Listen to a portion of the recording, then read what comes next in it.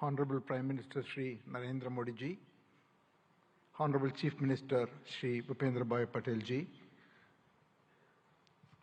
Governor of Gujarat, distinguished heads of states, ministers, ladies and gentlemen.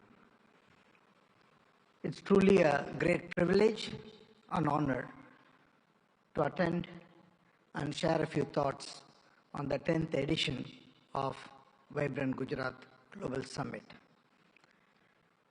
The steady and spectacular progress of Gujarat consistently over such a long period of time clearly demonstrates the visionary leadership and the mindset of our Honorable Prime Minister Narendra Modi ji. Thank you, sir, for your leadership to Gujarat and to the whole country and to all of us. The impact of economic development has also resulted in tremendous social development. Gujarat clearly has established itself as the gateway to the future. For the Tata Group, Gujarat is a very special place. The Tata Group's origins started in Navsari, the birthplace of our founder Jamshedji Tata. The Tata Group started its presence here in 1939 with Tata Chemicals, 85 years ago.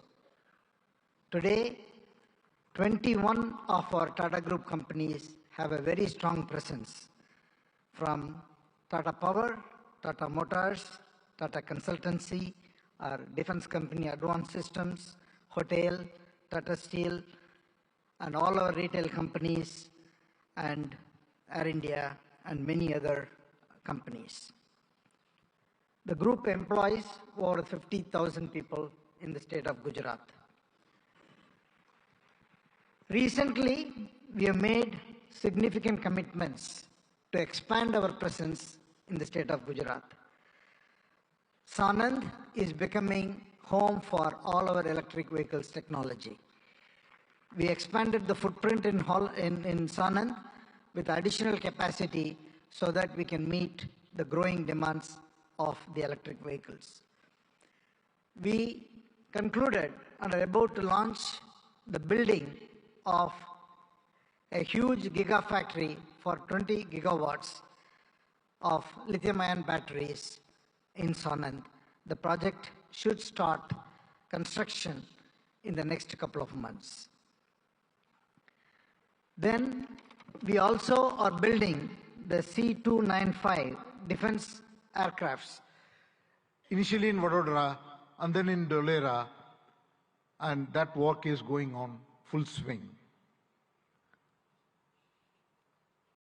The Tata Group has also made a commitment and is on the verge of concluding and announcing a huge semiconductor fab in Dholera.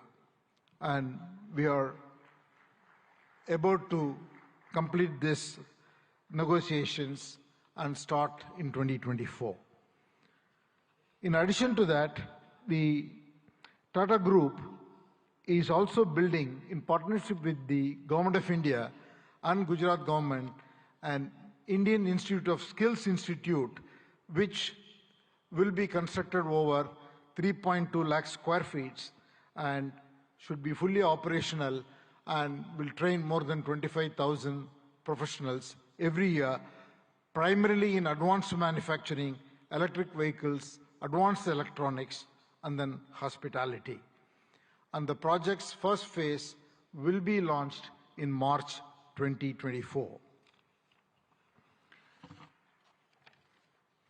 In all, we see Gujarat as a very, very important destination, not only for business growth, but for the future advanced technology industries that India is looking to grow at.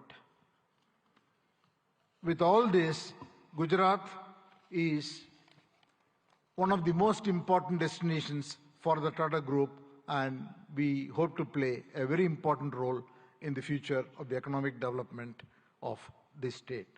Thank you once again, Honorable Chief Minister, for inviting me, and thank you, Prime Minister, for your leadership.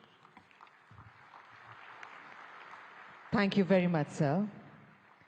We now invite Mr. Sultan Ahmed bin Sulayem, Chairman, DP World, UAE, for his address.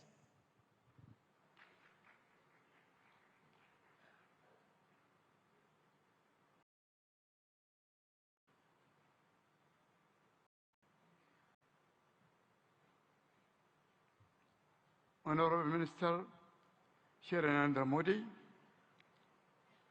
Honorable Chief Minister of Gujarat Shri Bhupendra Patel, dignitaries of Government of India, UAE, and partner countries. Distinguished guests, good morning. It's a great honor and a privilege to address the inaugural session of the 10th edition of the Vibrant Gujarat Global Summit.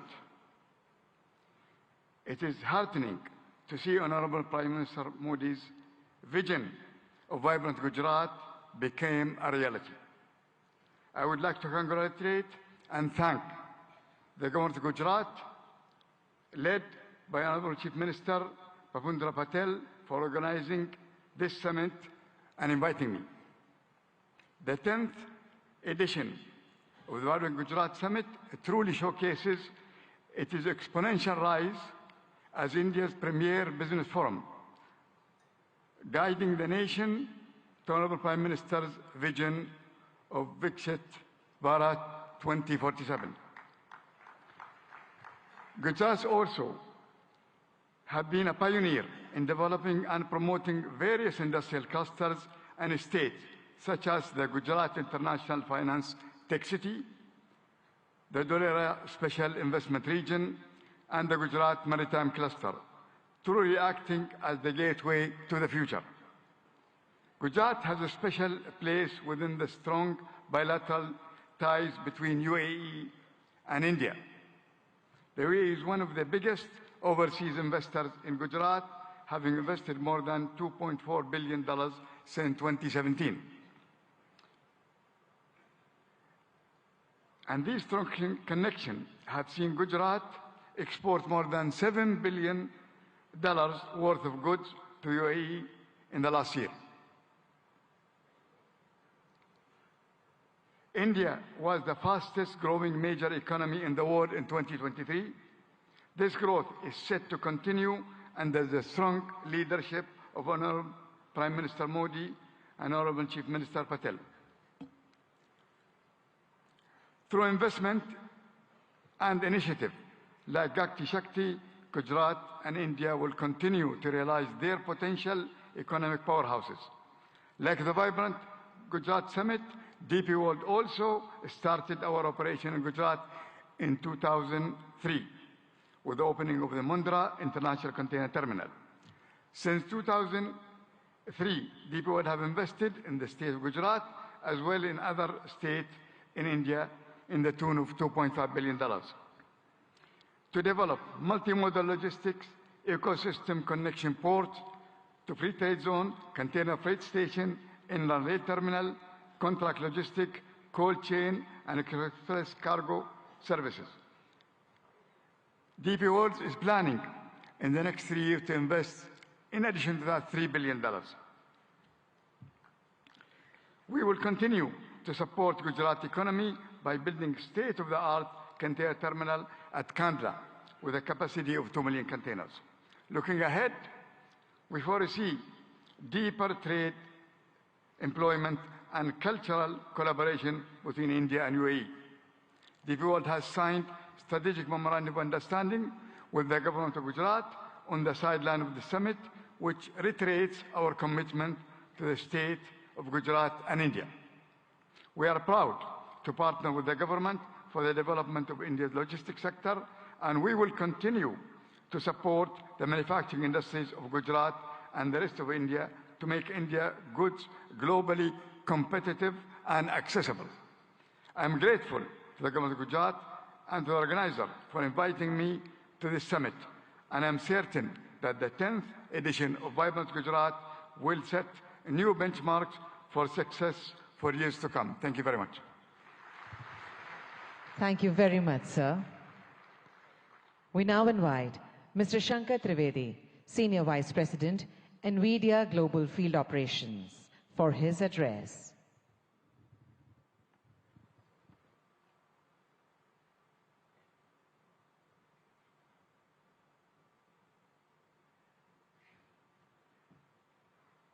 Namaste.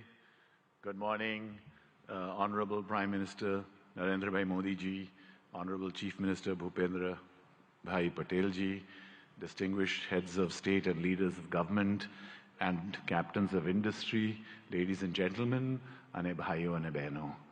It's such a pleasure and honor to be part of so many giant captains of industry here as a humble Ahmedabadi boy who started many years ago, went to IIT Delhi, and now I have the privilege of representing NVIDIA at this summit.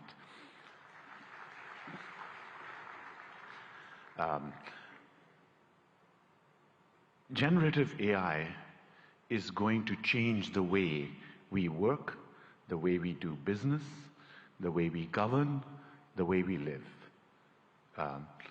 Just like the internet starting 30 years ago and the mobile revolution starting 25 years ago, the generative AI revolution will also do the same. Generative AI is going to affect all of you. More than 5 years ago, Prime Minister Narendra Bhai Modi ji invited my CEO Jensen Huang to deliver a lecture to all of the heads of Indian governments in the Vigyan Bhavan. It is the first time that a global leader actually talked about implementing of AI. Thanks to the leadership of Prime Minister Modi ji, it has been a catalyst to accelerate the adoption of generative AI in India and also here in Gujarat.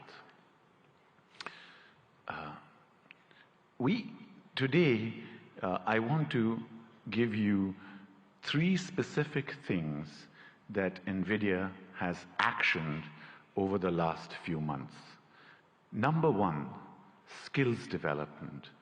We have created digital content that can be delivered online and in person to hundreds of thousands of students, developers, researchers, and technical institutions.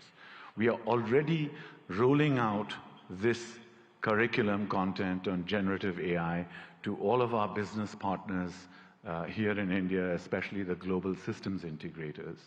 We are now most willing and keen and eager to partner with universities and technical institutions here in Gujarat and elsewhere in India to deliver this compelling content to the hundreds and thousands of developers in India. India has scale, India has talent, India has amazing data, India has a unique culture.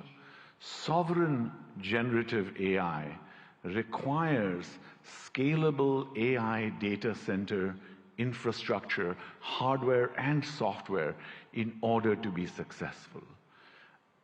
So secondly, I'm delighted to tell you that we are partnering with all of India's leading business groups, the Tatas, Reliance Group, and many others, to set up state-of-the-art AI data center facilities and provision them here in India. Specifically today, I'm very happy to inform you that our partner Yotta is setting up a state-of-the-art AI data center here in Gift City, and it will be available and go live before the end of March. Thank you, sir. And thirdly, we are very strong supporters of Make in India. Make in India for India and Make in India for the world. Our partners such as NetWeb and others, Eviden, Atos, are actually already making state-of-the-art AI hardware for consumption here in India and elsewhere in the world. And we are working strongly with partners both in the upstream semiconductor and ecosystems such as Sanjay and his company at Micron and other semiconductor ecosystem partners, as well as downstream partners such as our system OEMs, our ODMs, our contract manufacturers, and other data center providers to establish a very strong AI electronics ecosystem in India, which can service not just here in India and Gujarat, but also the global economy. Thank you again, sir, and it's a pleasure and privilege to be here. Jai Hind, Jai Garvi Gujarat, and of course, God bless America too. Thank you. Thank you very much, sir. We now invite Mr. Nikhil Kamath, co-founder and CFO, Zerodha.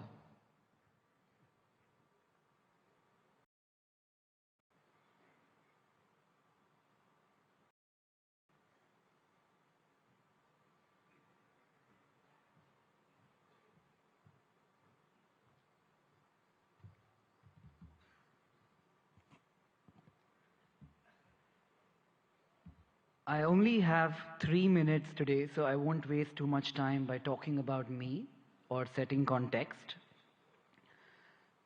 Picture a 17-year-old boy, a school dropout in Bangalore from 20 years ago, not particularly smart, not too educated, and no capital at hand. Bangalore from 20 years ago was a lot quieter, greener, without the vibrance that one might associate with Bangalore today.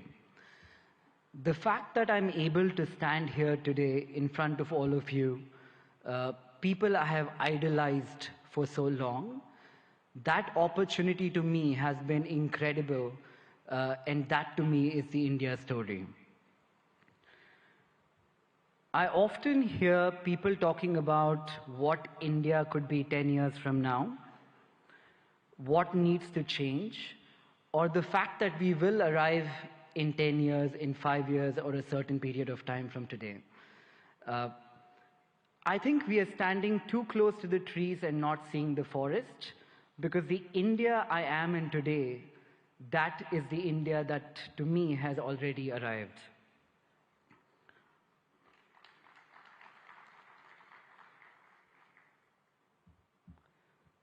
The opportunities the country threw to a 17-year-old boy, again with no education, no capital, or exceptionally smart, this, in my view, has not happened forever.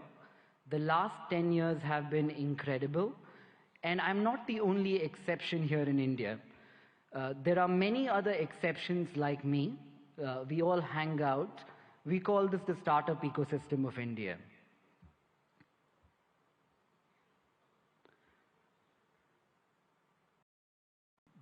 The big change in India from the last decade, in my opinion, also has been that entrepreneurship has moved from something that we have all watched around us, heard in movies, or thought could happen, something that we aspire to entrepreneurship today, which is something that we all are actively trying.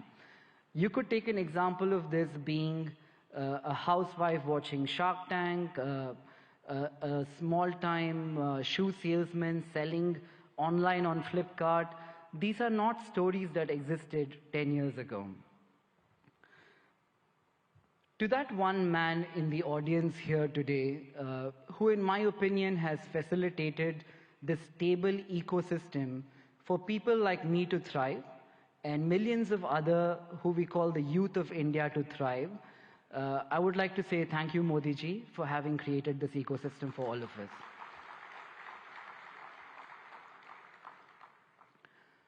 Growing up, I used to talk to people, that one relative in my family who went abroad, studied and did very well. Traveling to the West seemed to be the best thing that could happen to anybody.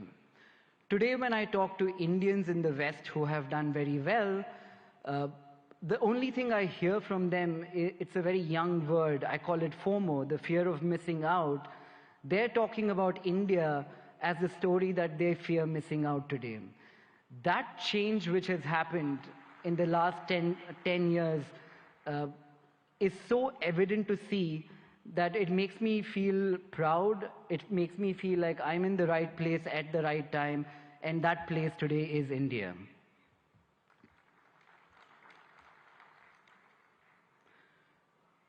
I often ask people, if their life was a book, what would they call the current chapter? It's a good question for all of us to ask ourselves.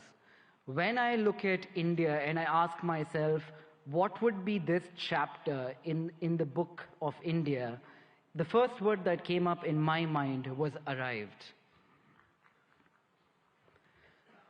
And finally, as I stand here in a room full of politicians, diplomats, dignitaries, mentors, I don't look upon this ecosystem as potential, as the way I'm looking at this today is we're all potential partners in a story that could change the global economic landscape today, and that story is India. And to all the foreign investors here, India is seemingly looking like the coolest party in town. I think what you need to be aware of is if you arrive too late, you might not get in. So I'd like to thank everybody, thank Modi ji for this opportunity. Thank you, everyone. Thank you very much, sir. Today we have with us dignitaries from a number of countries. We would like to invite them to share their thoughts with us today. We would like to invite His Excellency Mr. Shin Hosaka, Vice Minister for International Affairs, Japan.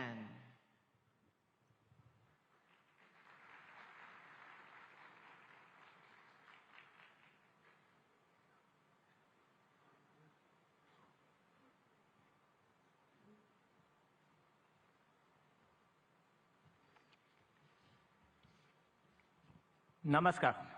Good morning. Honorable Prime Minister Narendra Modi, Honorable Chief Minister of Gujarat, Pendra Patel, distinguished guests, all the delegates in attendance, my name is Shin Hosaka, Vice Minister for International Affairs of the Ministry of Economy, Trade and Industry of Japan, or METI for short. First of all, on behalf of the Japanese government, I'd like to express our gratitude to Prime Minister Modi for the letter to our Prime Minister Kishida expressing his condolences regarding the large earthquake January 1st in the Noto region in Japan. Thank you very much. Well, thank you for graciously inviting me to Vibrant Gujarat 2024. It's a great honor to have a speech in this Sunday event. With the world facing multiple crises that include natural disasters, climate change, and geopolitical tensions, firm international cooperation for addressing challenges on the global scale is taking on greater importance. I wish to express my admiration for the formidable leadership of Prime Minister Modi, who despite such difficult circumstances, has successfully upheld India's great responsibility of the G20 presidency and continued to tackle the promotion of economic cooperation among the global South nations and the resolution of other challenges on the worldwide scale. India and Japan are special strategic global partners bound by the universal values of freedom, democracy, human rights, and rule of law that we have shared over our long history of exchange. Being that we are at such global turning point, I firmly feel that more than ever, the strengthening of relations between India and Japan in the economic sector is imperative for the sake of carving out a sustainable, peaceful future. Up to this point, Japanese corporations have continued to invest in the nation of India with a cumulative amount of investment between 2000 and 2023 reaching $38.3 billion. This amount is second in the world when tax havens are excluded. The number of Japanese corporations that have entered into the Indian market and the number of their bases of operations they have respectively reached 1,400 and 4,800. Over time, these corporations have kept on contributing to the further development of India's manufacturing sector, particularly the automotive field. In the state of Gujarat, a manufacturing industry ecosystem centered on the 4- and 2-wheeled vehicle sectors have been intensively built there. In order to further accelerate the Make in India initiative, Japan will further tackle the improvement of the investment environment through support for Japanese industrial parks. Gujarat currently hosts 6 Japanese-style manufacturing schools where we develop human resources to work on the manufacturing front lines. We intend to continue lending our cooperation in this field going forward. Initiatives by Japanese corporations are also extremely active. To give an example, Suzuki has already produced 750,000 vehicles at its Gujarat-based factory that it sells all over the world, not just in India. Moreover, the company has also adopted a plan to export electric vehicles produced in Gujarat to Japan and Europe in 2025 and beyond. I feel deep gratitude towards the Indian Gujarat governments for their cooperation for so long. Last July, we announced the Japan-India Industrial Co-Creation Initiative in order to go beyond cooperation in the automotive industry and other existing industry domains to create industries in the name of further developing relations between our respective nations as we move forward. In the semiconductor, hydrogen green, and digital domains in particular, METE is carrying out preparation to proactively assist with business development in India. For cooperation surrounding semiconductors, in July 2023, we executed the Japan-India Semiconductor Supply Chain Partnership and launched a policy dialogue. Last November, we promptly held our first meeting of that partnership, which had over 100 individuals representing Japanese semiconductor-related enterprises in attendance. This time, as well, we carefully selected some semiconductor corporations with considerable potential to contribute to India and asked them to accompany us here. We hope to go beyond contribution to the establishment of semiconductor ecosystem in India in the form of developing semiconductor manufacturing environment, improving the logistic environment, and developing semiconductor human capital. For the hydrogen domains as well, we are providing support for attracting Japanese cooperation to India and lowering the initial risk associated with the start of operations in order to accelerate cooperation with the nation. In fact, world-leading equipment such as water electricity systems and ammonia mixed combustion burners is in the process of being introduced in India. In addition, METI will enact budgetary measures of $200 million for the purpose of accelerating economic cooperation with India. Our hope is to develop concrete projects through these funds towards the future. The concept of Vibrant Gujarat 2024 is gateway to the future. Let Japan, with its accumulation of technology, and India, whose growth is just beginning, join hands in driving forward international society and carving out the future of the world. I will close my speech with the pledge of cooperation as a representative of Japan, India's best friend. Thank you for being such an attentive audience. Thank you very much. Thank you very much, sir. We now invite His Excellency Mr. Ibrahim Yusuf Al Mubarak, Assistant Minister of Investment, Kingdom of Saudi Arabia, for his address.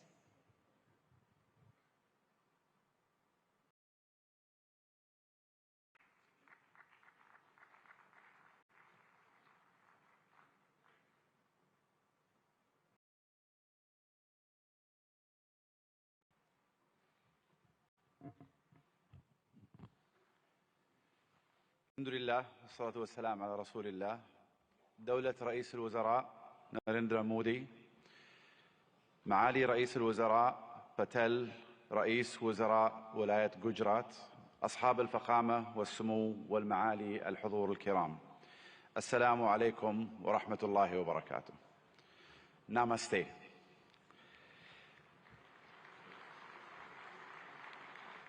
يشرفني الانضمام إليكم هنا في ولاية جوجرات، والتي تجمع اليوم قادة حكومات وقطاع الأعمال والاستثمار من جميع أنحاء العالم، وأنقل لكم تحيات مولاي خادم الحرمين الشريفين الملك سلمان بن عبد العزيز آل سعود، وسمو سيدي ولي العهد ورئيس مجلس الوزراء الأمير محمد بن سلمان إلى حكومة الهند بقيادة دولة الرئيس مودي، لاستضافتها لهذه النسخة العاشرة من قمة جوجرات العالمية النابضة بالحياة. اسمحوا لنا بداية أن نشيد برحلة الهند الاقتصادية المبهرة، والتي وصلت بالهند إلى المرتبة الخامسة على مستوى العالم من حيث الاقتصاد والاستثمار الأجنبي المباشر. كما نهنئكم على رئاستكم الناجحة لمجموعة ال20 كصوت للاقتصادات الناشئة، وهو مما يهمنا بالتأكيد كعضو في مجموعة ال20، إضافة إلى أننا نفخر بانضمامنا إلى البريكس في هذا العام. منذ أن انطلقت رؤية المملكة 2030 قبل ما يقارب 8 سنوات، ارتفع ناتجنا المحلي بنسبة 66%، وتضاعف استثمارنا الأجنبي المباشر 4 مرات، ونحن على بعد نقطة واحدة فقط من هدفنا المتمثل أن تصبح المملكة العربية السعودية أحد أكبر 15 اقتصادا في العالم بنهاية هذا العقد بإذن الله. إن مكانة المملكة كشريك استثماري في البنى التحتية التقليدية والطاقة في القرن ال20 تتجاوز ذلك، لتشمل القطاعات الصناعية والخدمية في القرن ال21 مثل السياحة والثقافة والنقل والطاقة المتجددة وتقنية المعلومات والاتصالات والمدن والمصانع الذكية، بالإضافة إلى البناء والنفط والغاز. إضافة إلى أن أصول صندوق الاستثمارات العامة السعودي تجاوزت 700 مليار ريال، كما يحتل سوق الأسهم في المملكة المرتبة التاسعة عالميا، بعد أن صعد من المرتبة ال25 في عام 2016، وقد بلغت الشركات المدرجة في السوق السعودي أكثر من 200 شركة، ويشاركنا اليوم مجموعة من هذه الشركات. إن مشاريع المملكة تعد فريدة من نوعها من حيث النطاق والطموح، لأنها تمثل بعضا من أكبر المشاريع المستقلة على مستوى العالم، وتوفر للمستثمرين فرصة استثنائية لإعادة تعريف الصناعات والحصول على حصة في السوق، ومنها نيوم، مشروع البحر الأحمر، القدية والعلا، ومشروع بوابة الدرعية وغيرها من المشاريع. وخلال هذه القمة ستتاح لكم الفرصة لمعرفة المزيد مباشرة من الأشخاص الذين صمموا هذه المشاريع وقادوها منذ البدايات.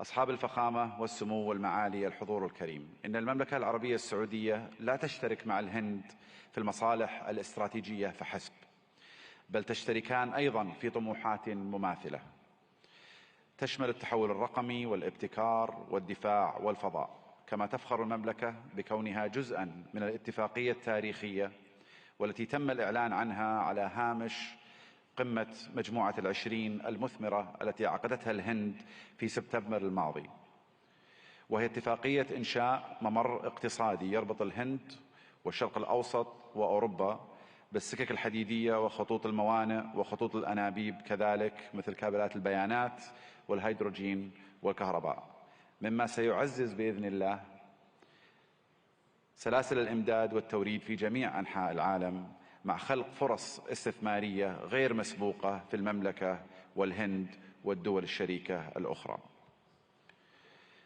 في الختام أشكر مضيفين الكرام جميعا على استضافتنا، ونسأل الله بهذه القمة التوفيق والنجاح، وأشكركم جميعا على اهتمامكم وحسن الاستماع. شكرا جزيلا، والسلام عليكم ورحمة الله وبركاته. Thank you very much, sir. We now invite Lord Tariq Ahmed, Minister of State, Middle East, North Africa, South Asia, United Nations and the Commonwealth, UK, for his address.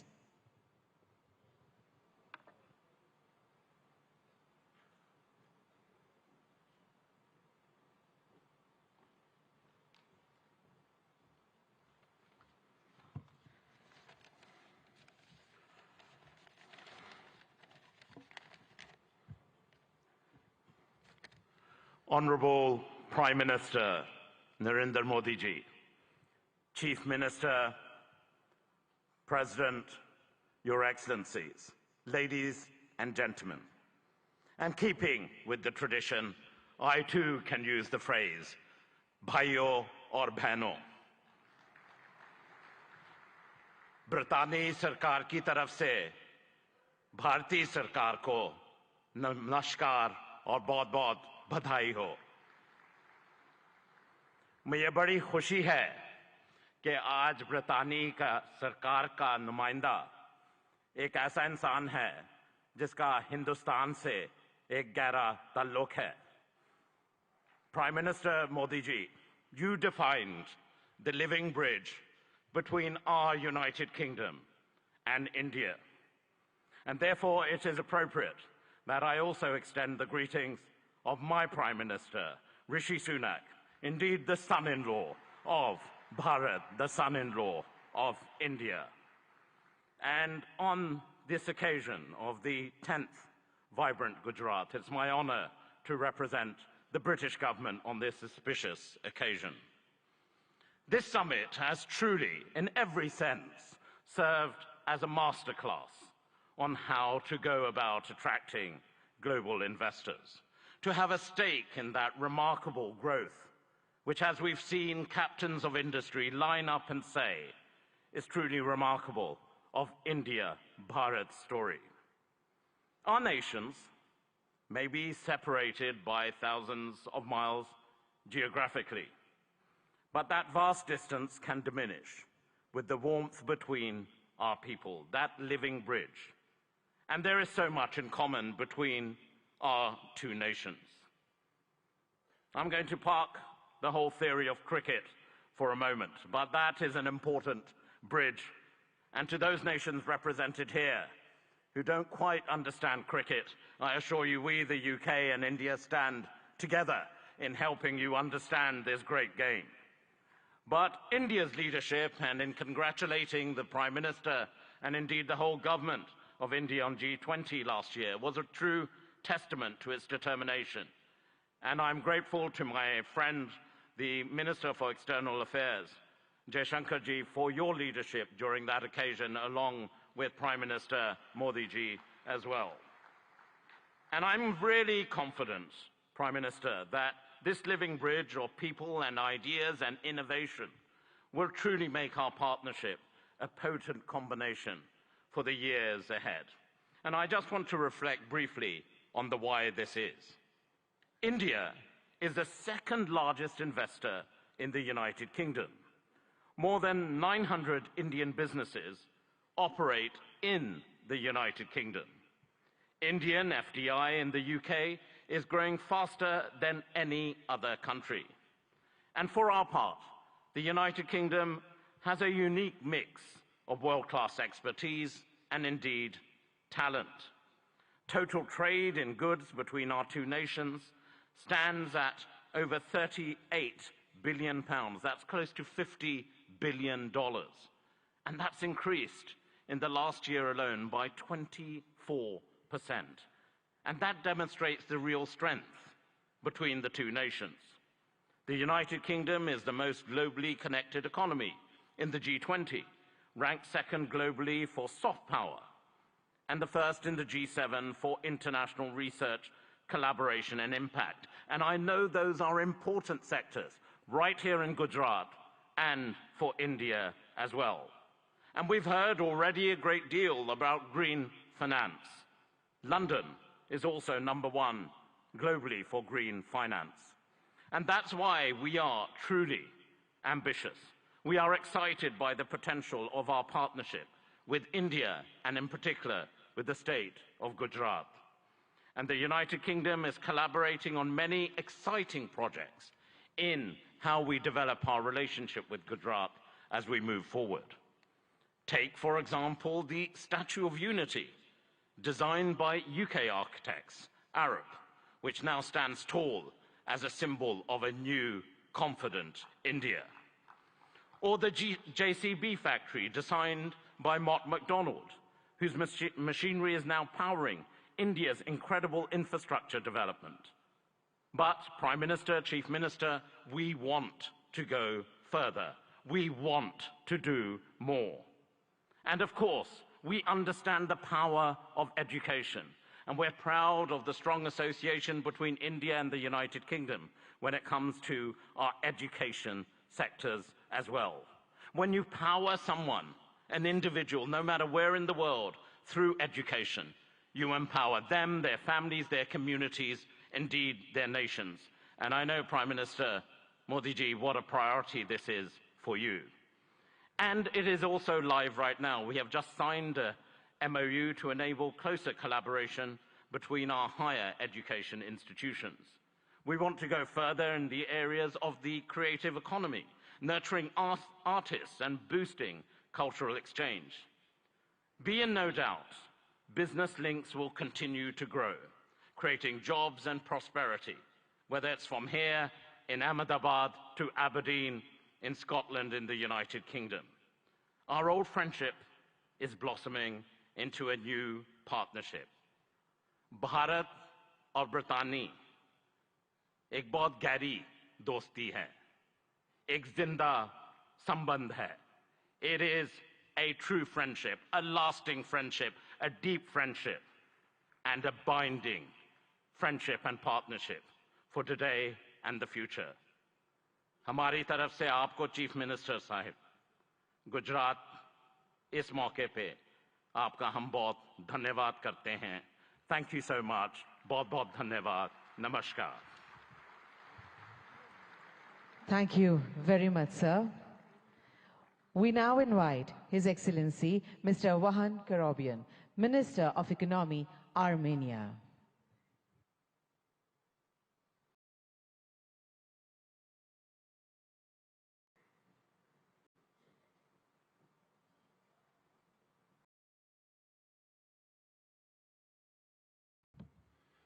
Honorable Excellency Prime Minister Shri Narendra Modi, Honorable Chief Minister of Gujarat Bhuendra Bhai Patel, Excellencies, distinguished guests, ladies and gentlemen. Welcome to the vibrant Gujarat 10th Global Summit. As Minister of Economy of Armenia, I'm delighted to share the remarkable strides of our nation has made, especially in the realm of technology, trade and investment. Our economy is doubled in 3-year time, and economic boom has not only reshaped our domestic landscape, but also positioned Armenia as the most advanced economy within the Caucasus and Eurasian Economic Union. In the burgeoning tech sector, dynamic trade environment and attractive investment opportunities in Armenia have drawn global attention. Our commitment to continuously improving a business-friendly environment is evident in our progressive policies, which have been instrumental in catalyzing growth and innovation. For example, with our good friends from United Arab Emirates, we managed to increase our mutual trade by 10 times to $2 billion in just 2-3 years, building firm trade bridges between different fragments of the world economy. A pivotal aspect of our economic narrative is the increasing movement of trade and investments between India and Armenia. This bilateral investment flow is a testament to the deepening economic ties between our nations. It's heartening to see Armenian investments finding a fertile ground in India, and likewise, Indian investments flourishing in Armenia. We see investments in high-tech manufacturing, metallurgy, mining, jewelry and diamond cutting, and other sectors. Armenia may also contribute to semiconductor efforts of Gujarat and India, especially in R&D services. We have homed R&D centers for several semiconductor companies, such as Cisco, Microchip Technology, AMD, Siemens, NVIDIA, Synopsys, and others. Given this promising potential, it's crucial for both the Armenian and Indian governments to further encourage and develop this mutual trade, logistics, and investment opportunities. By doing so, we can unlock new avenues of collaboration, foster innovation, and pave the way for a prosperous future. Armenia's strategic position within the Eurasian Economic Union opens up additional prospects. Leveraging this position can benefit businesses looking to tap into the expansive Eurasian market, facilitating industrial development, trade, logistics, and joint ventures. Honorable Prime Minister, recently, Prime Minister of Armenia announced Crossroads of Peace project that is aimed to strengthen logistics and economic connectivity across the region. As we convene at this summit, I offer you to explore the logistics opportunities to connect India and Europe via Iran's Chabahar, Armenia, and Georgia. This multimodal transport route, which is under development now, may become a competitive linkage between Europe or Eurasia and India. For centuries, Armenian traders were actively engaged in trade between India and Europe. Let's strengthen our ties again, embark on new ventures, and march towards a future marked by shared success and mutual growth. Thank you for the honor of presenting Armenia at this prestigious summit. Together, let's build a framework for sustained cooperation and mutual investments that benefits both our great nations and the region as a whole. Let's build the gateway to the future. Thank you. Thank you very much, sir. We now invite His Excellency, Mr. Tiit Riisalo, Minister of Economic Affairs and Information Technology, Estonia.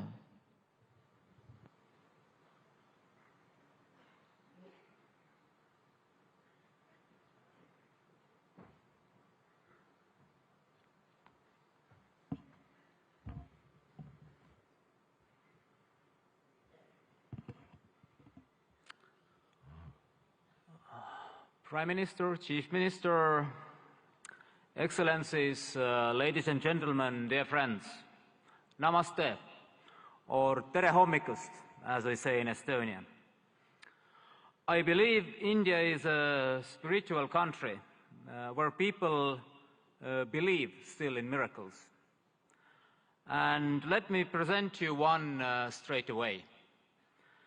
It's me, standing here, representing the Republic of Estonia, free and independent country with a population of 1.4 million.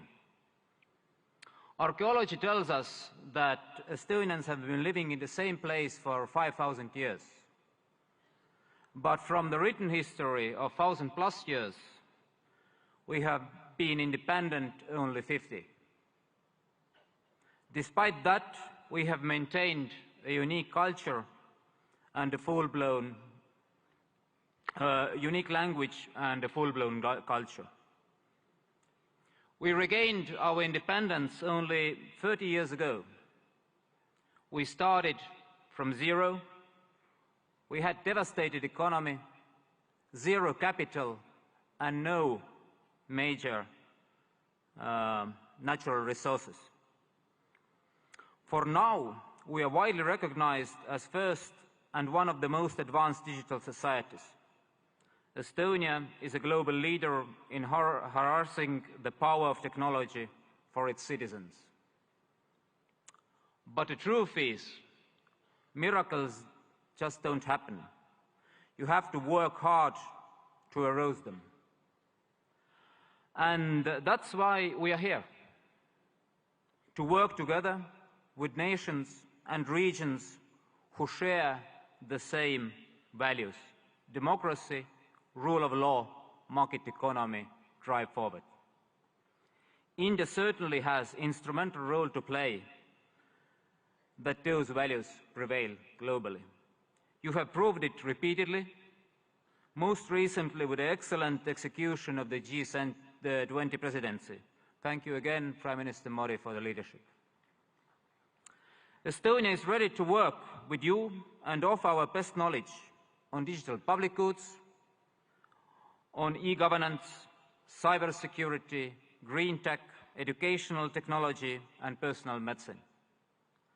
And we know India grows when the states grow. So we're happy to work on all this with Gujarat, because Gujarat means growth. And then, if we work hard, we know the reward.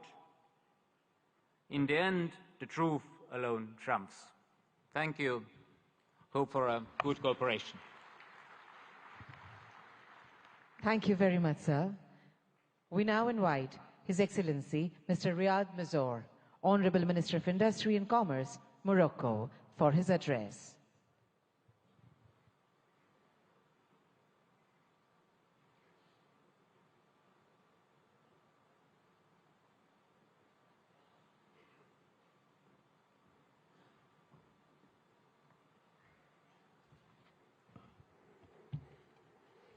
Honorable Shri Narendra Modi, Prime Minister of Bharat.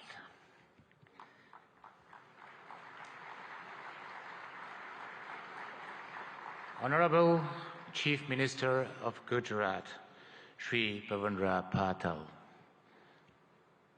Honorable Head of States, Chief of Governments, Ministers, Excellencies, ladies and gentlemen, it's my honor and distinct privilege to address this esteemed assembly at the 10th Vibrant Gujarat Global Summit, representing the Kingdom of Morocco.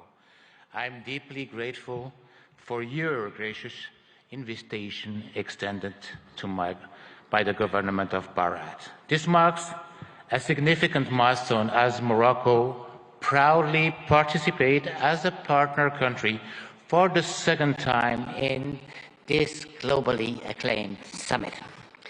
This summit, an initiative that we owe you, Prime Minister Modi, that we owe to your leadership, stands as a beacon of opportunity, not only in fostering business projects, but also in fortifying the enduring bonds of cooperation and friendship that so splendidly unites Morocco and Bharat.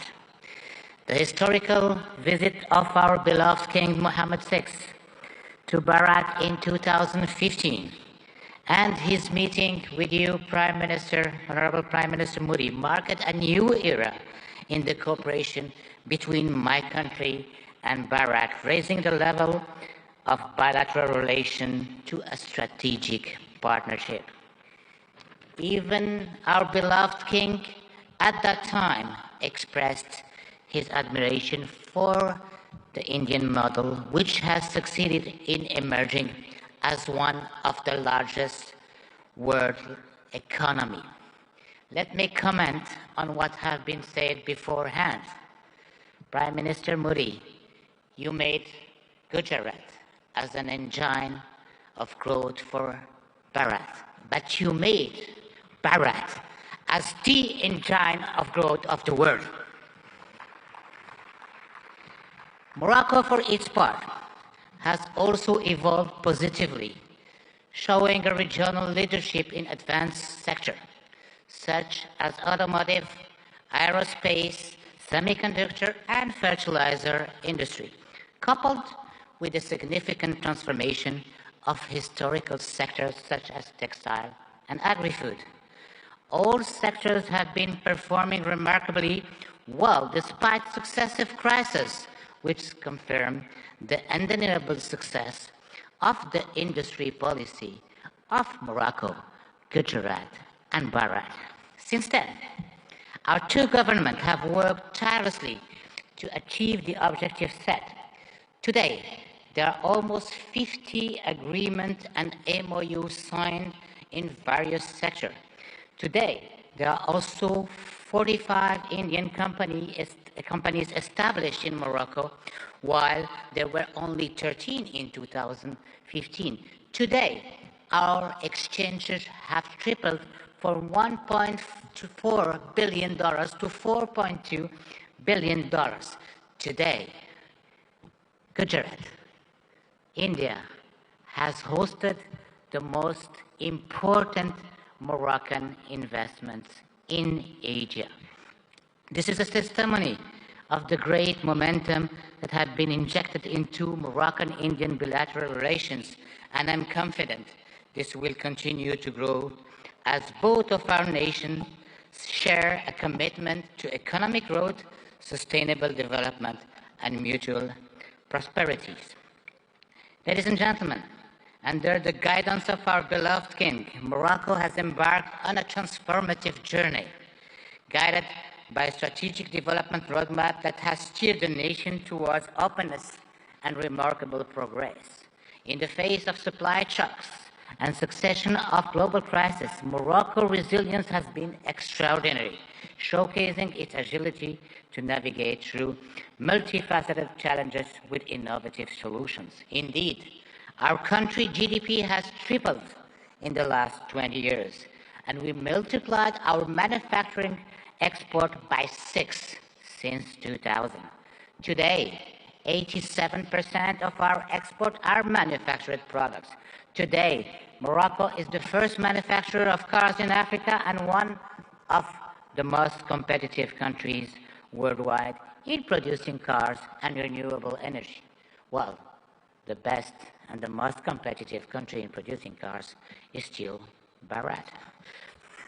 Moreover, thanks to our ideal position as a continental and world-class hub, its free trade agreements giving access to more than 100 countries and 2.3 billion consumers, and its political and monetary stability, Morocco offers great opportunities for investors to settle.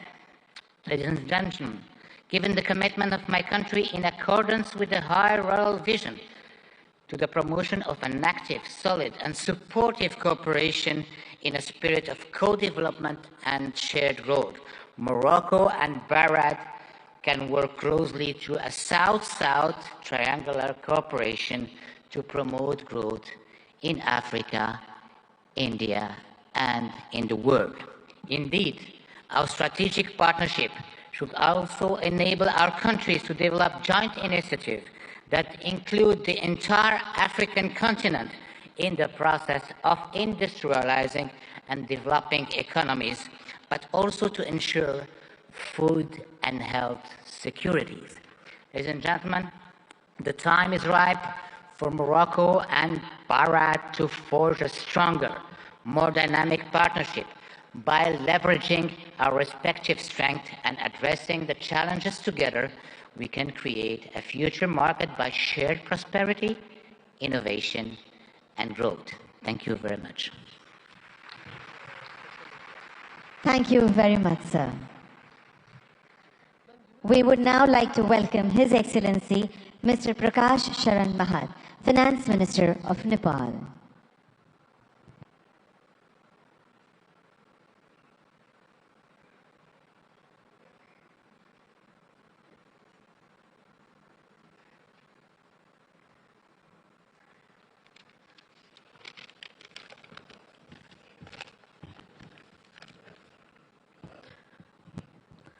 Right Honorable Prime Minister Sri Narendra Modi ji, Honorable Chief Minister of Gujarat Sri Bhupendra Bhai Patel ji, distinguished participants, ladies and gentlemen, warm greetings from Nepal.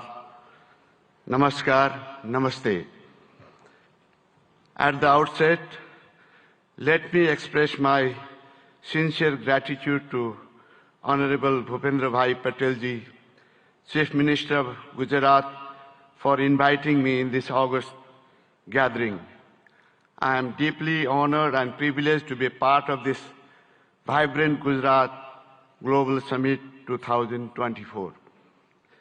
This global forum for business networking, knowledge sharing, and strategic partnerships for fostering sustainable and inclusive growth has now been a forum for all.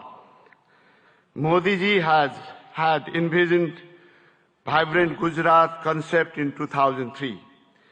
Under your visionary leadership, this idea of entrepreneurial spirit of Gujarat has now been translated into vibrant India.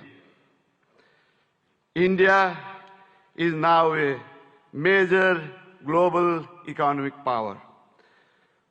I also like to commend Modi ji for your transformative leadership during G20 presidency, which has brought this mechanism to a next level. That is, you have made this more inclusive and broader.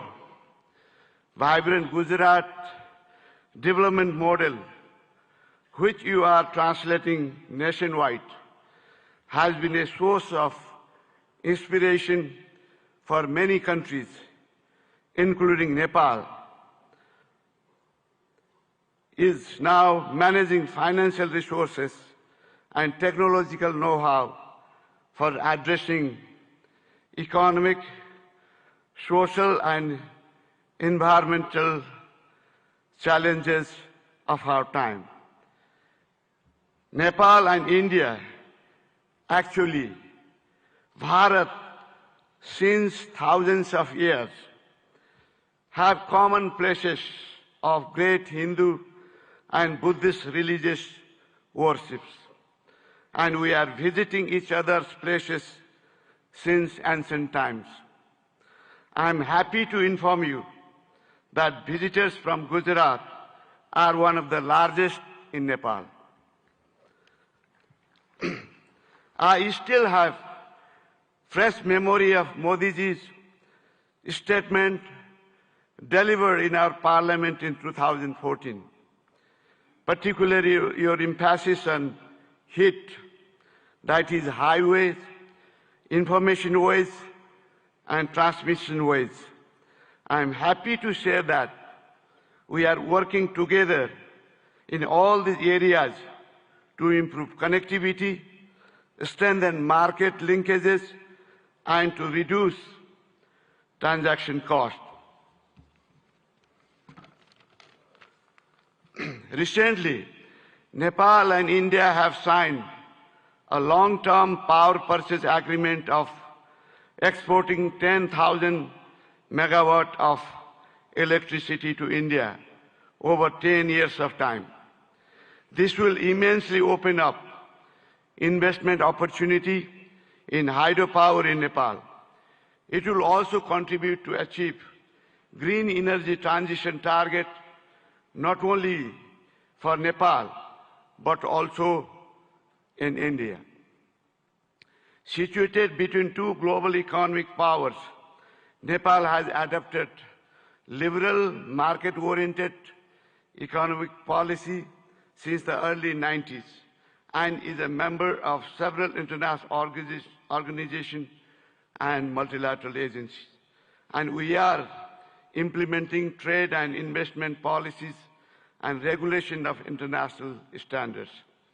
Nepal provides investor-friendly regulatory and legal framework with macroeconomic stability and rule-based democratic political system. Our legal system prohibits nationalization of private enterprises and properties. We guarantee national and non-discriminatory treatment to foreign investment. Those who have invested in Nepal are enjoying good returns on their investment. The abundant natural and educated human resources, together with potential domestic and export market, ensures attractive return for prospective investors. There are huge untapped investment opportunities in Nepal, in energy, tourism, agribusiness, and ICT. There are also other potential areas of investment such as health, education, manufacturing, construction, transportation, mining, banking, and financial services. Nepal is organizing Investment Summit in April 28 and 29 this year in Kathmandu. I would like to use this occasion to cordially invite all captains of industries and entrepreneurs from India and other participating countries for your valuable involvement in this summit. I hope your innovative business ideas and investment decisions will be a milestone for unlocking growth potential of Nepal. Once again, I would like to express my sincere thanks to the state government of Gujarat for providing me this opportunity to witness remarkable confluence of minds and energies in vibrant Gujarat Global Summit. I wish for the grand success of this summit. Thank you very much. Thank you very much, sir. We now invite His Excellency Mr. Tran Lu Quang, Deputy Prime Minister of the Socialist Republic of Vietnam, to deliver his address.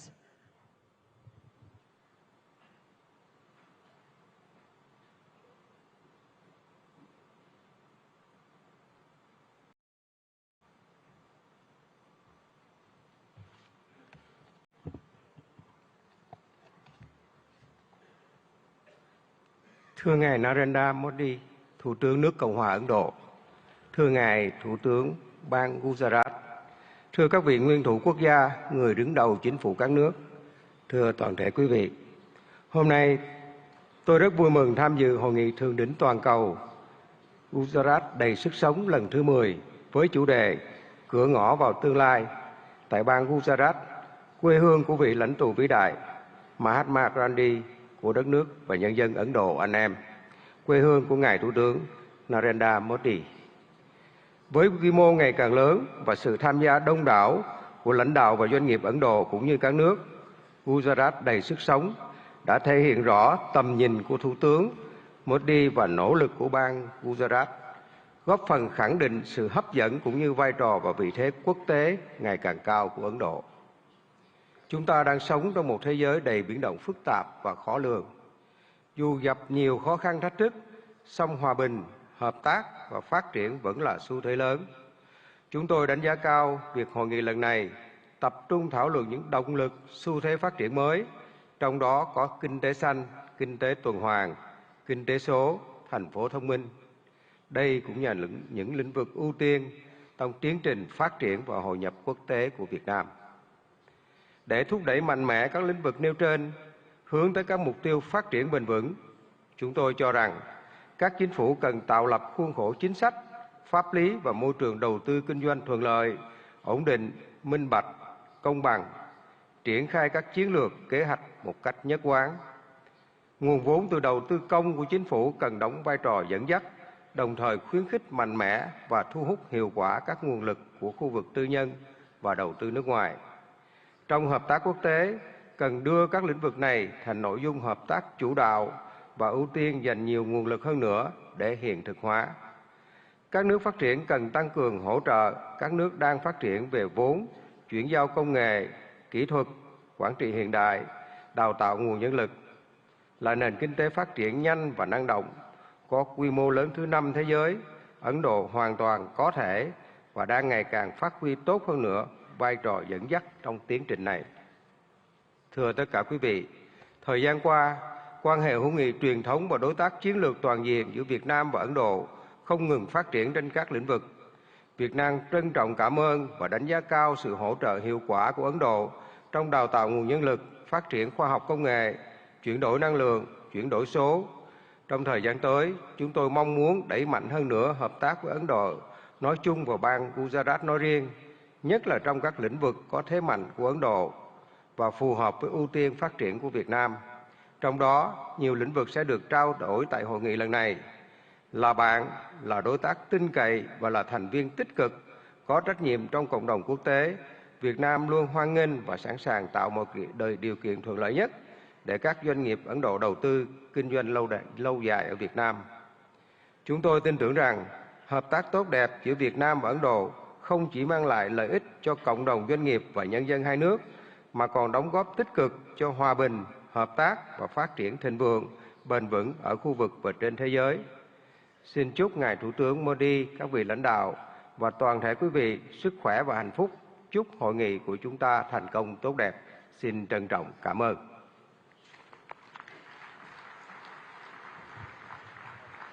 Thank you very much, sir. We now honored to invite His Excellency Mr. Petr Fiala, Honorable Prime Minister, Czech Republic, for his address.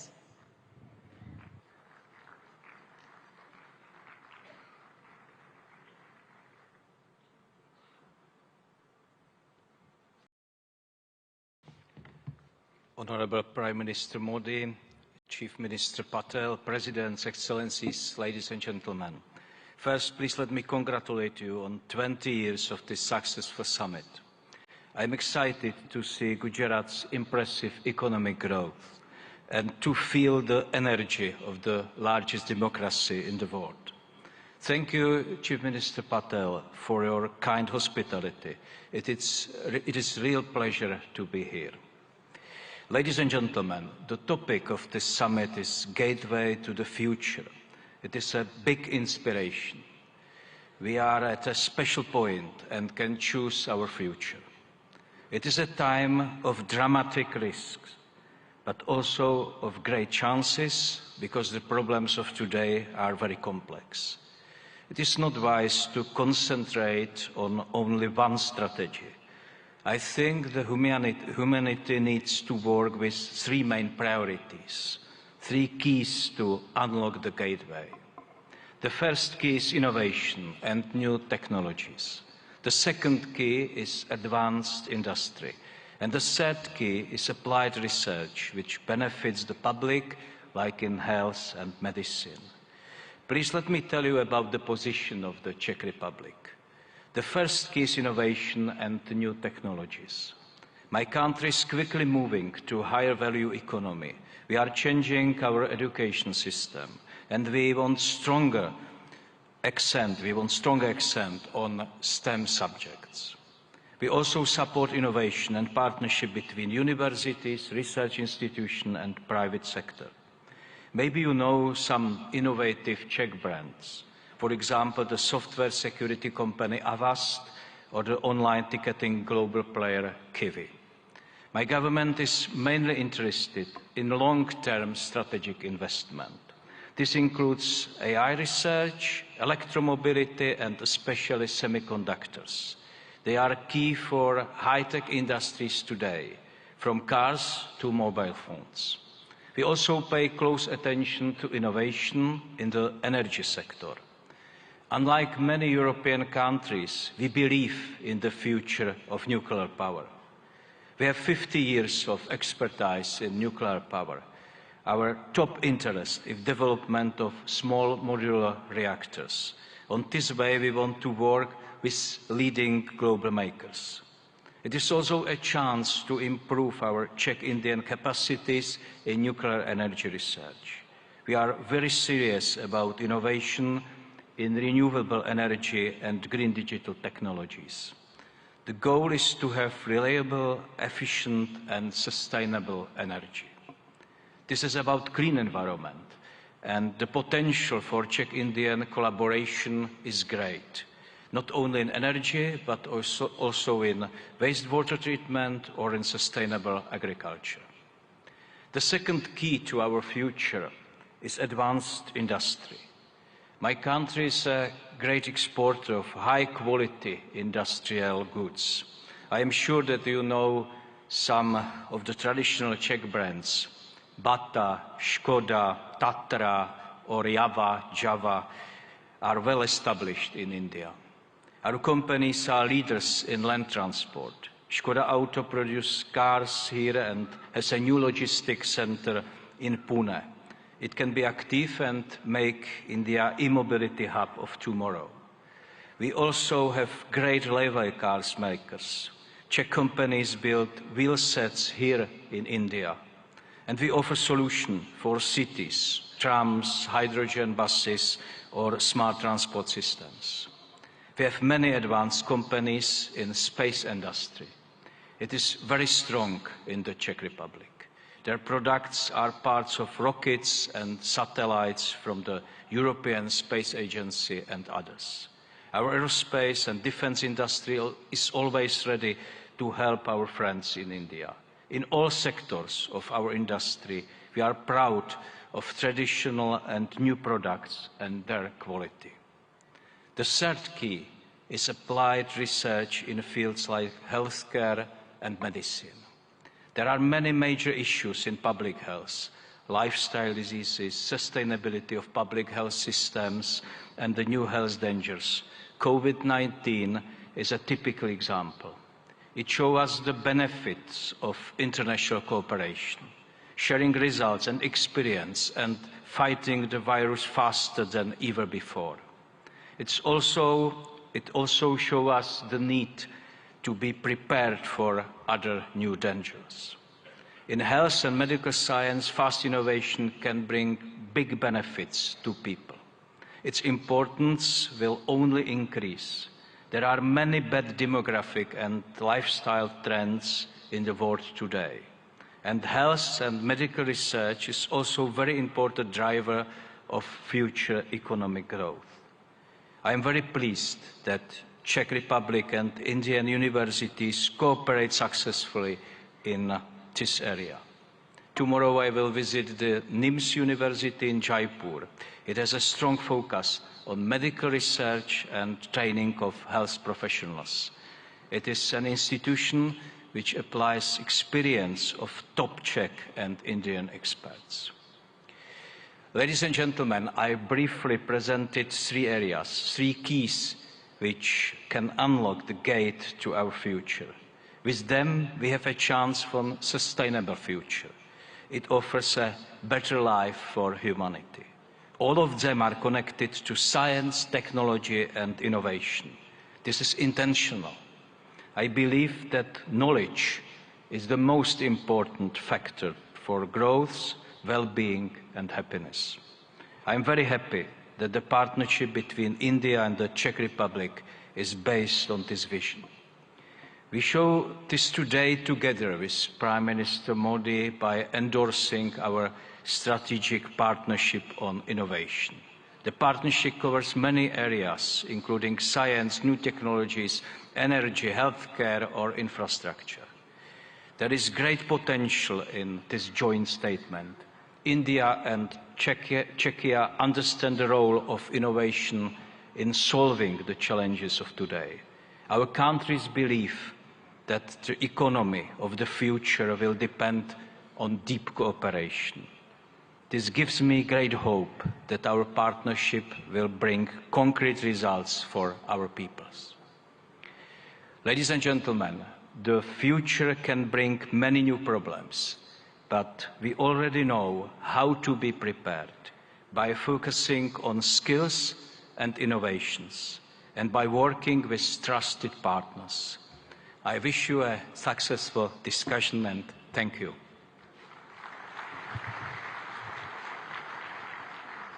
Thank you very much, sir, for your words of appreciation and encouragement.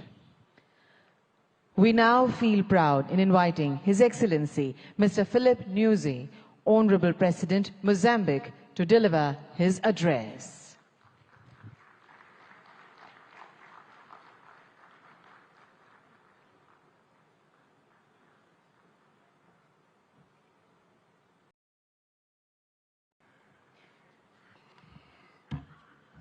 Muito obrigado.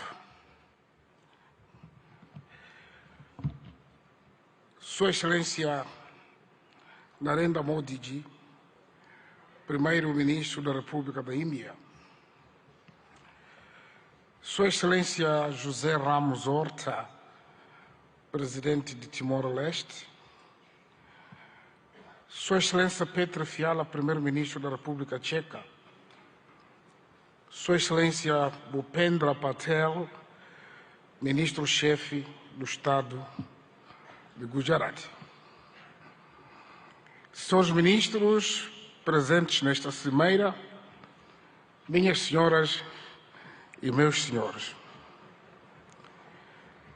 Inicio a minha intervenção saudando e agradecendo a Vossa Excelência e meu irmão Narendra de Mordadas Modi, Primeiro-Ministro da Índia, pelo convite que nos foi formulado na qualidade de parceiro para participar neste evento de grande relevância para os nossos países. Aproveito a ocasião para felicitar a vossa presidência do G20, o momento histórico que conseguiu colocar o continente africano, ou seja, a União Africana, como membro permanente do G20. Saudamos de forma distinta a Sua Excelência Bhupendra Patel, Ministro-Chefe do Estado de Gujarat, ao povo e governo de Gujarat, pelo acolhimento que nos tem sido dispensado desde a nossa chegada a esta histórica cidade industrial, o maior centro de refinaria de petróleo do mundo e de corte e polimento de diamantes. Senhor Primeiro-Ministro, Excelências, em Ahmedabad me sinto em minha própria casa, pois foi daqui que adquiri conhecimentos que me têm ajudado a adicionar ao que antes tinha conseguido e, com o espírito de sempre aprender, me permite dar a minha humilde contribuição para o desenvolvimento do meu país, Moçambique. Suprabhat Mara Gujarat Deshwasiyon. Umujamachu Habar Namaste. A República de Moçambique participa neste fórum singular de Gujarat com o objetivo de aprender e partilhar a experiência a nível estatal, empresarial, da sociedade civil e da academia, conforme está estruturado no evento.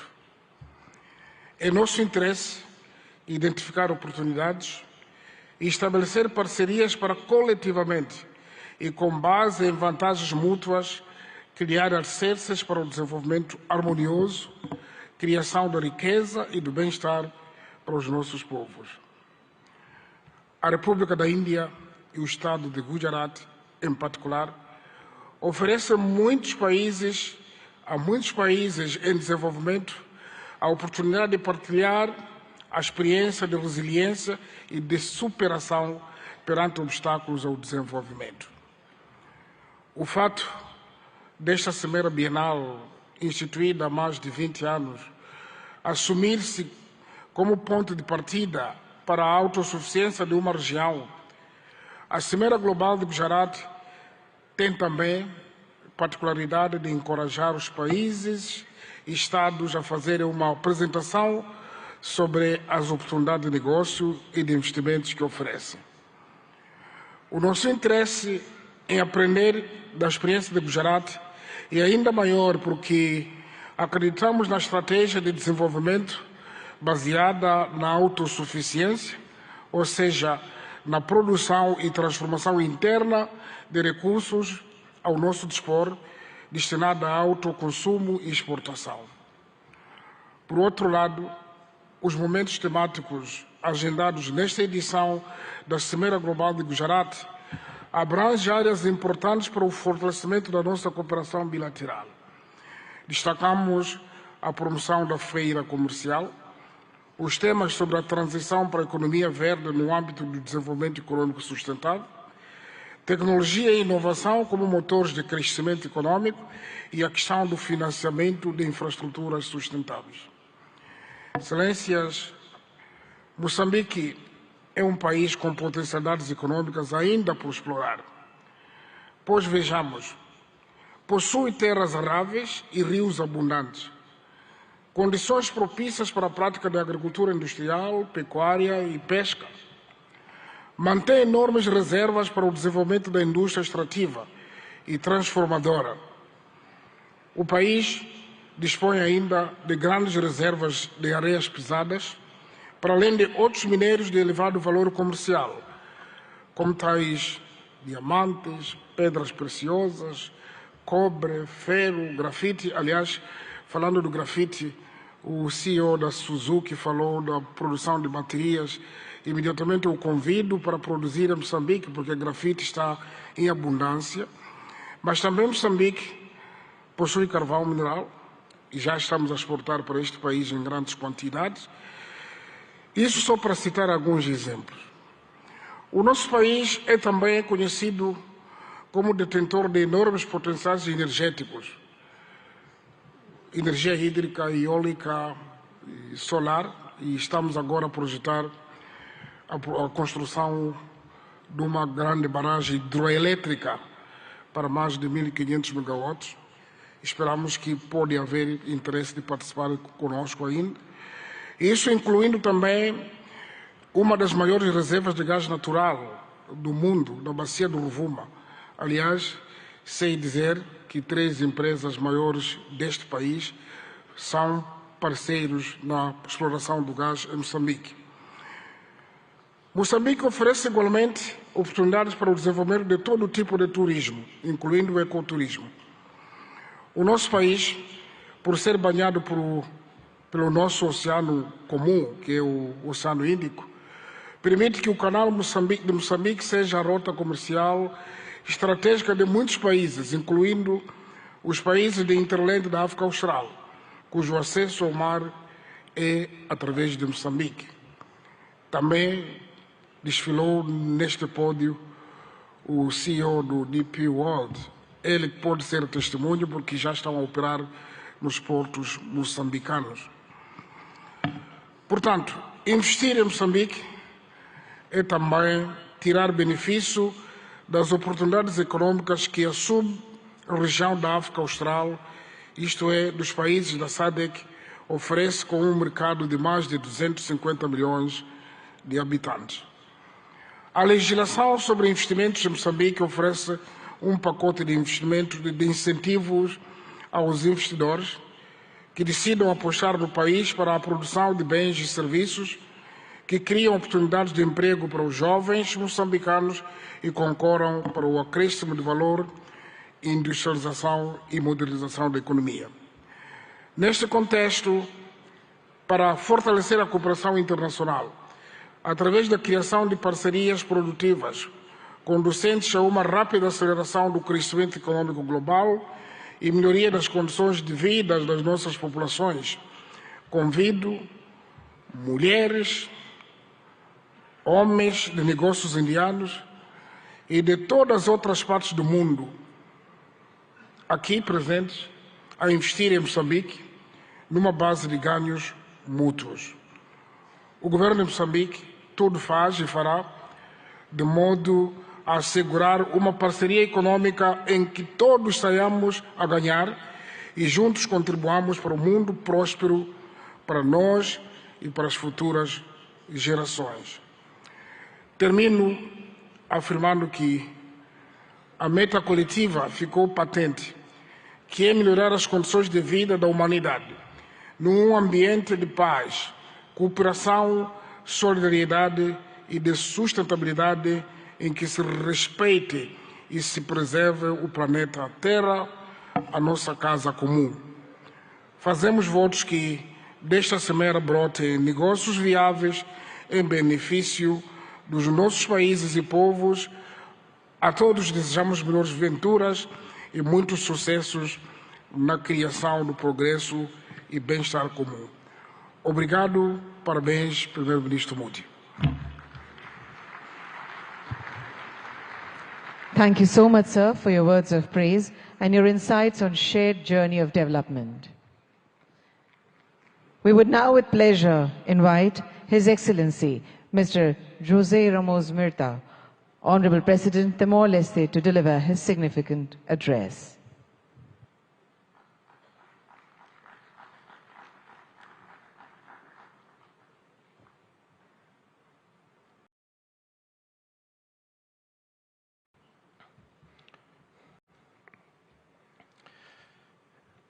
Excellency Prime Minister Modi, Chief Minister Patel, Excellency President of Mozambique, Felipe Jacinto Nyusi, Prime Minister of Czech Republic, ladies and gentlemen. It is always a real pleasure to set foot on this land of a great ancient civilization. I first visited India on a personal capacity in April 1992, having spent more than a week in Dharamsala. My first official visit was in 2003 as Senior Minister of Foreign Affairs of the newly independent Timor-Leste. I visited again India in 2013, 2014, 2015 in different capacities. In my previous position as Senior Minister of Foreign Affairs, I wholeheartedly supported India's meritful right to be a permanent member of the UN Security Council. And I'm continuing to advocate for India and for Indonesia, two Asian countries, to be permanent members of a reformed, expanded, more representative UN Security Council. As chair of, in 2014-15, of the high-level independent panel on UN peace operations, I visited Delhi for extensive consultation with leaders, including senior military officers. I worked closely with the Permanent Mission of India to the UN in New York as we produced a 100-page report and recommendations on how the UN should anticipate, respond more timely and effectively to the new emerging security challenges. This is my relationship with India. My sincere appreciation for the invitation to address this prestigious international forum, my gratitude to a great visionary, transformative leader, Prime Minister Narendra Modi, who conceived the 10th Vibrant Gujarat Global Summit in 2003. Gratitude for the warm reception extended to me and members of my delegation. This forum, now renowned globally, has been a catalyst for business networking, knowledge sharing, strategic partnerships, inclusive growth, and sustainable development. The state of Gujarat, driven by an inherent entrepreneurial spirit, has emerged as an industrial leader and a favored destination for investment.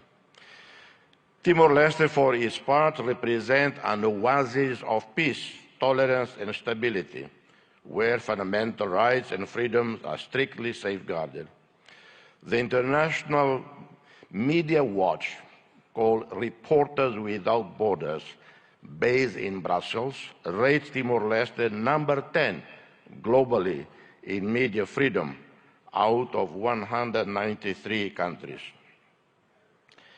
Timor-Leste stands out with a business environment conducive to investments, having consolidated global presence as an active member of the United Nations, the Community of Portuguese-Speaking Countries, CPLP, a pioneer founder of the G7 Plus Fragile States, leader and spokesperson in climate change within LDCs and SEEDs.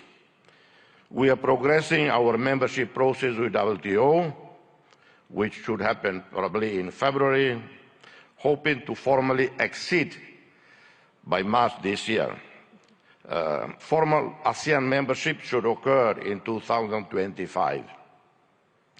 We are committed to creating a favorable business environment with legislation in line with international best practices, protecting foreign investments, eliminating double taxation, open PPPs, BOTs, and any other mutually beneficial modality consistent with the priorities outlined in our National Strategic Development Plan.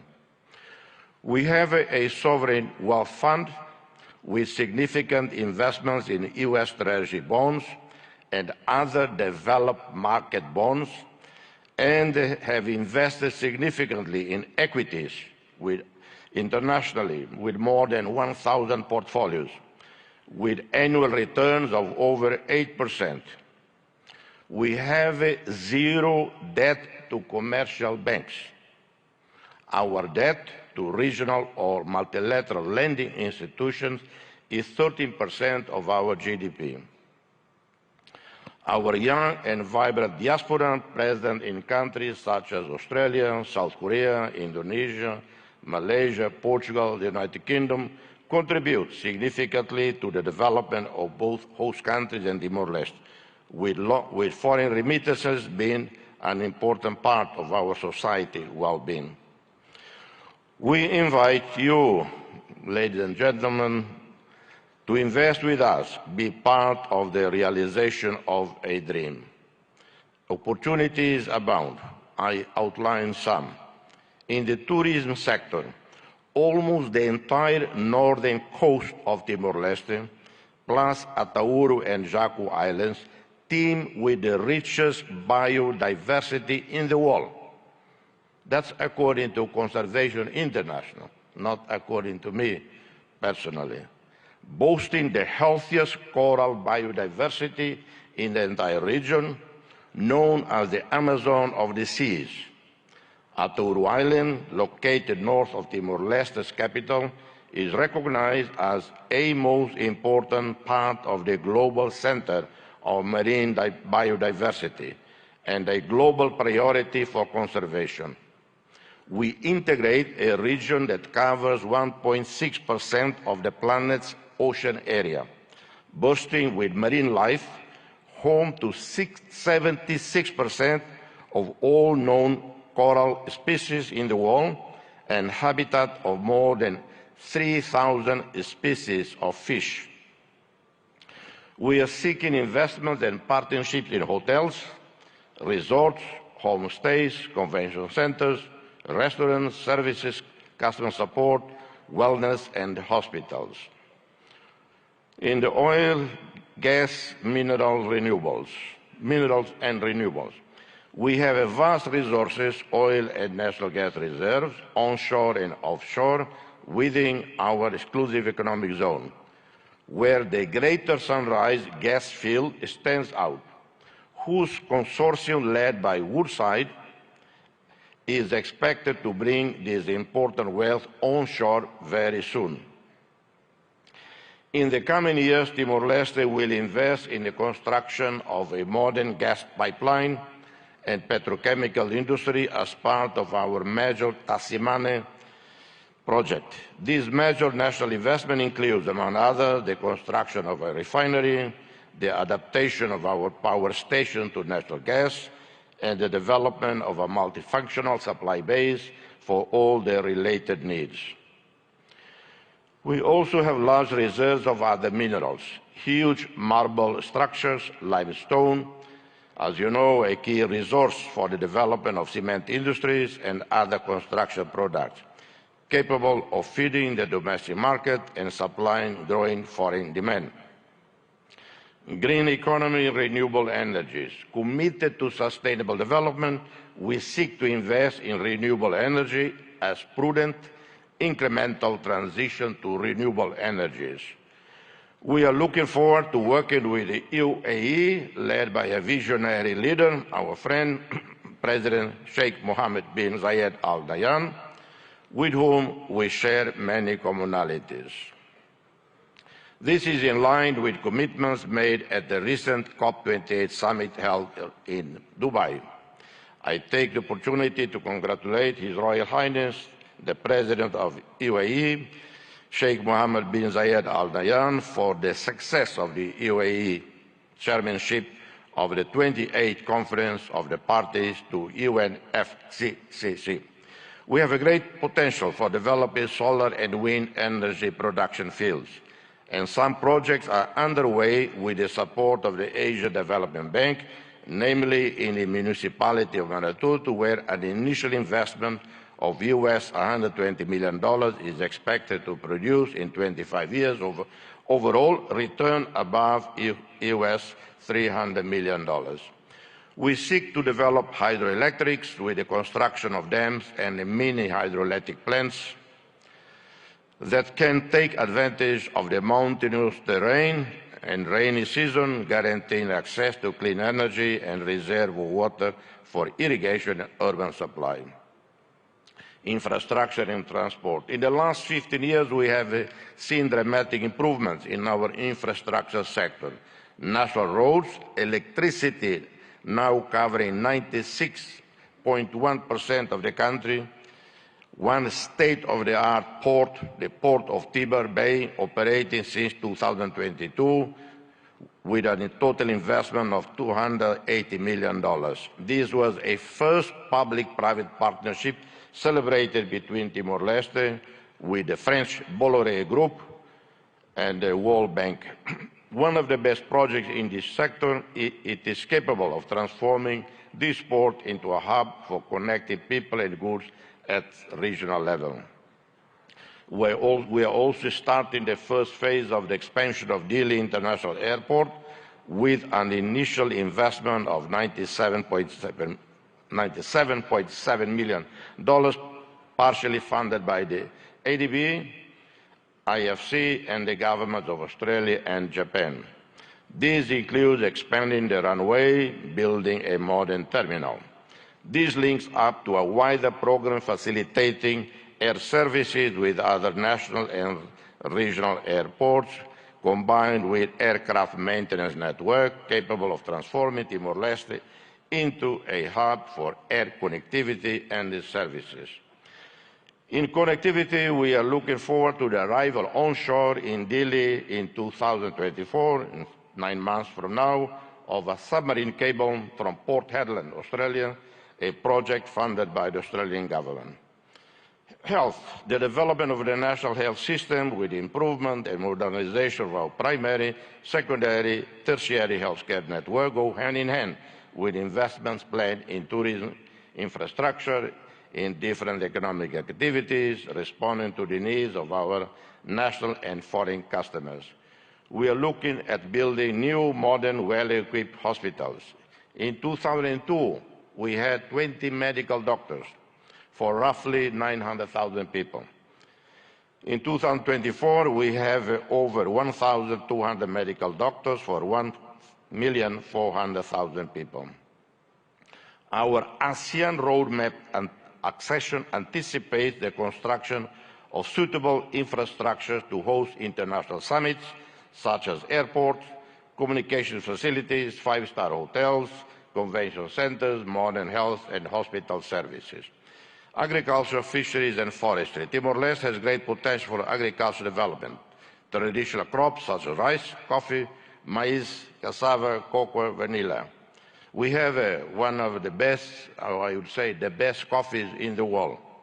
I apologize to any coffee producing country here, but I think we are rated the best in the world.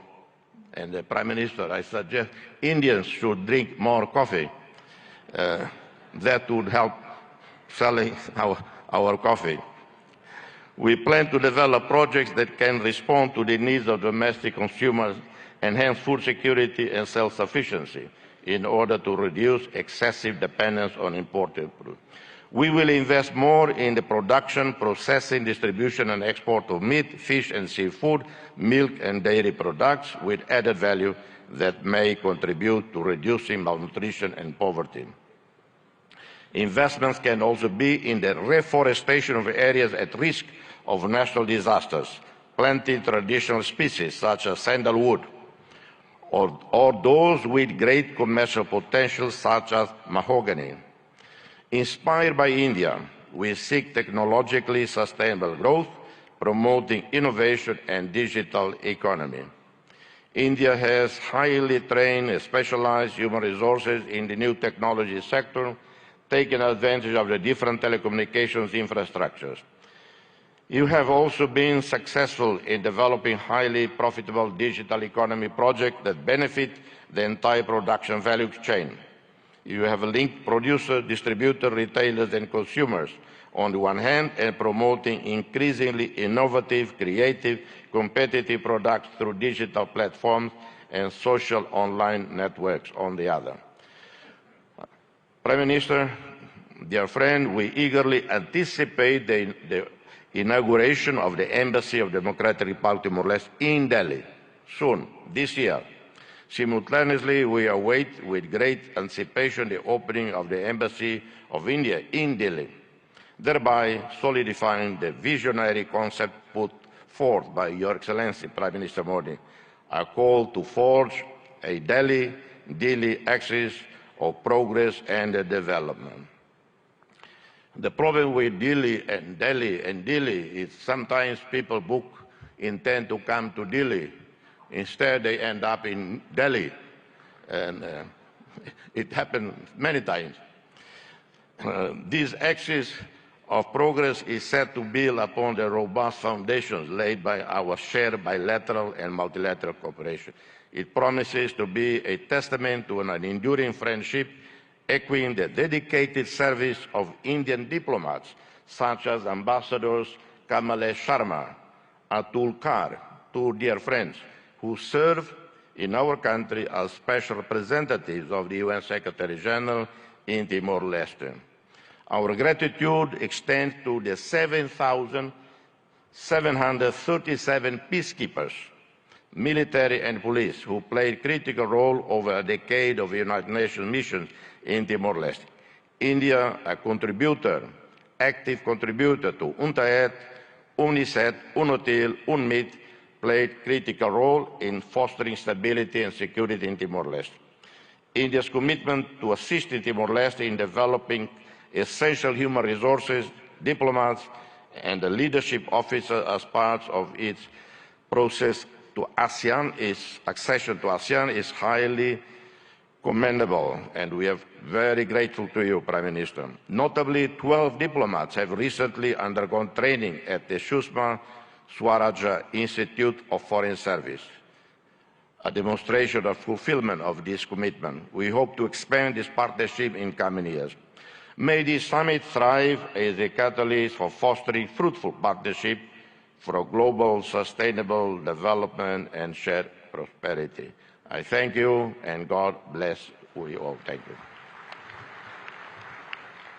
We are privileged to have heard the Nobel laureate, His Excellency Mr. Jose Ramzota. Thank you so much, sir, for your enriching address. Honorable Prime Minister Shri Narendra Modi ji, a global leader rooted in the philosophy of Vasudhaiva Kutumbakam, envisions a sustainable future through initiatives like Viksit Bharat at 2047, aiming for a developed India by 2047 with a 5 trillion economy. He relentlessly emphasizes sustainable growth. Hailing from vibrant Gujarat, Modi ji's leadership reflects its ethos of entrepreneurship and progress, showcasing Gujarat as a model for development. His global outlook aligns with a vision for an inclusive and prosperous future inspired by Gujarat's cultural richness and economic vibrancy.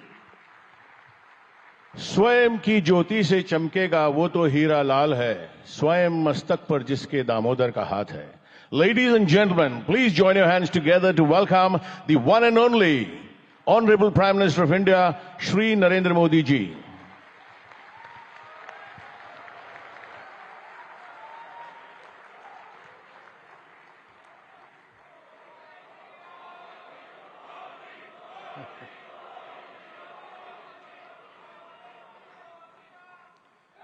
His Excellency Mr. Philip Nyusi, President of Mozambique, His Excellency Mr. Ramos Horat, President of Timor-Leste, His Excellency Mr. Petr Fiala, Prime Minister of Czech Republic, Gujarat के governor Acharya Devvrat जी, यहां के लोकप्रिय मुख्यमंत्री भूपेंद्र भाई पटेल, देश विदेश से आए हुए सभी विशेष अतिथि, अन्य महानुभाव, देवी और सज्जनों, आप सभी को 2024 की अनेक अनेक शुभकामनाएं।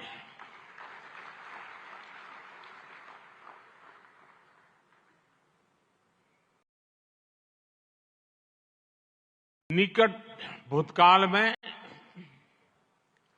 भारत की आजादी के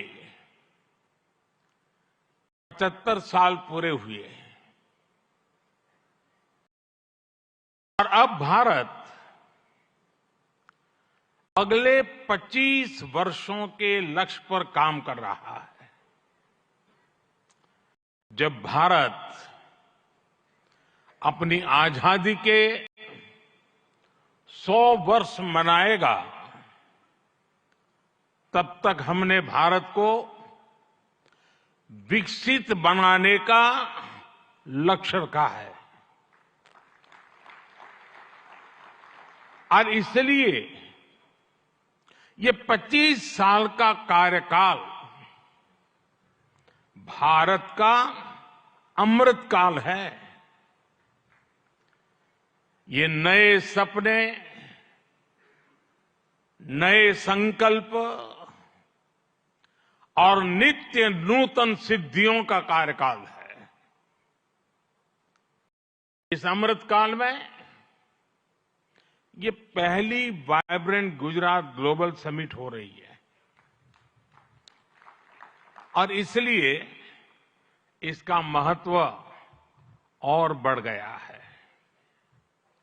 इस समिट में आए 100 से ज्यादा देशों के प्रतिनिधि भारत की इस विकास यात्रा के अहम सहयोगी हैं। मैं आप सभी का स्वागत करता हूं, अभिनंदन करता हूं। फ्रेंड्स, यूएई के राष्ट्रपति मेरे brother his highness Sheikh Mohammed bin Zayed का इस आयोजन में शामिल होना हमारे लिए बहुत खुशी की बात है।